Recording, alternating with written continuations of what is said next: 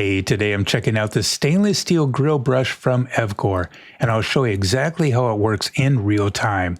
Alright, right away what stands out is the design. Instead of those traditional wire bristles that can break off, this one uses a U-shaped stainless steel filament design. That's a big deal because loose bristles can actually end up in your food, which is something a lot of people are trying to avoid these days. Now, as you can see in the close-up, the brush has a solid build and feels pretty sturdy in the hand. The handle gives you a good grip, and the shape is designed to wrap around the grill grates instead of just scraping the top. Alright, let's put it to the test. You can see here it's doing a pretty solid job getting in between the grates. It's especially good on stuck-on food and grease. One thing I noticed is that it works best when the grill is still warm.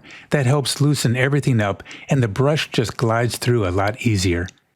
Hey, thanks a lot for watching the show. Make sure you hit that likey button down below. Check out the other videos and we'll talk to you later. Have a good day.